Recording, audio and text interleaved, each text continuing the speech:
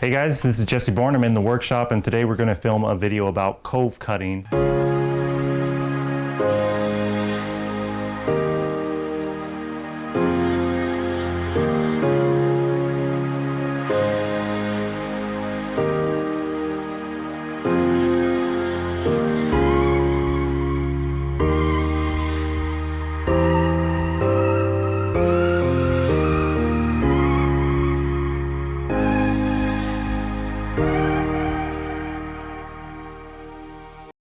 The reason I decided to film this today was because we're making more of our Secretum Cease puzzle chests, and I'm going to be showing some of the guys here how to cut the coves and how we set it up on the table saw and some of the tricks that I use. So hopefully you guys will enjoy it and find something that you can use in your projects. But I'm just going to go over the basics here. I'll try and show you everything involved. So first off, what we're going to be doing is we're going to be making some drawer cubbies for parabolic curved drawer size, which are drawers that with the side shape just like this. So this is what our drawers are going to look like, and you can see that we have the sides curved at an angle like this. So it's a sweeping drawer side. So we need to make the drawer cubbies with that same curvature in them. Okay, so how we do that is we pass the board over top of the blade perpendicular and it cuts out this shape right here, which is what we use for the drawer sides.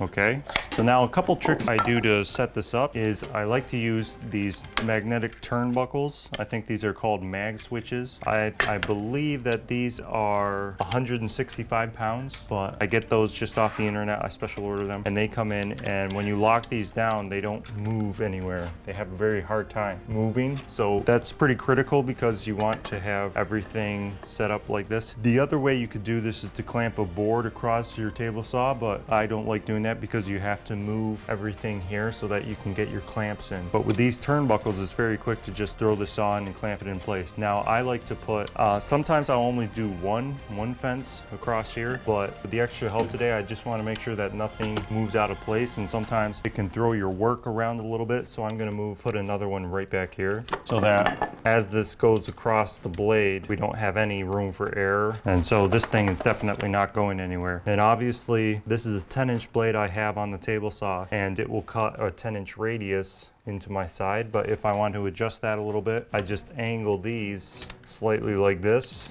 and now it's going to cut a higher peak and it's going to have a different radius on this wood. It's going to be more parabolic, like I was talking about, not exactly a radius. So you're just going to have to sketch out what you want and adjust the angle here to get that right radius, the right cut into the wood. So the other thing is you want to just crank up very slowly, and I would definitely see how we're angled this way. I would then push the wood through here because the blade has a tendency to grab the wood and want to throw the wood.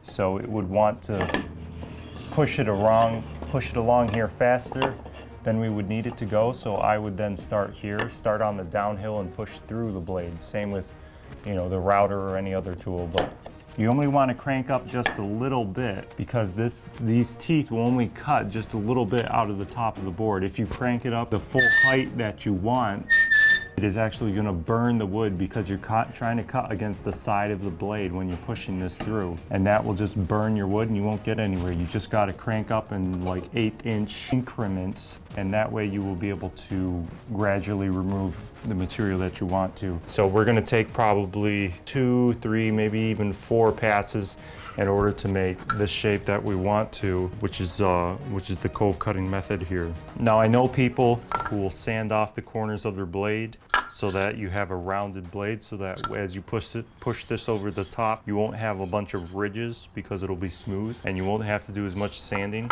I don't really feel like ruining a blade for that. Maybe I should, but I think that the way we're doing this, we're just removing a very little bit of material and we're going to do a very fine finish pass so that our ridges will be quite minimal and it'll be quick to sand out, and hopefully it'll go good. So we'll throw in some footage of us cutting these, and then maybe I'll just wrap up quick and we'll be out of here. Sound good?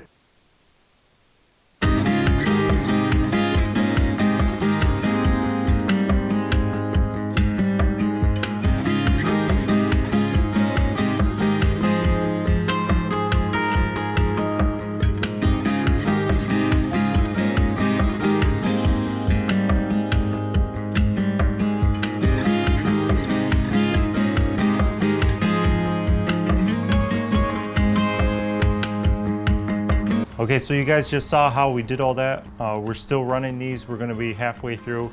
So we're gonna crank up the blade another 8. As you see, this is all we're willing to take off right here. It's just a small little divot in the wood, but we're just slowly making that contour there.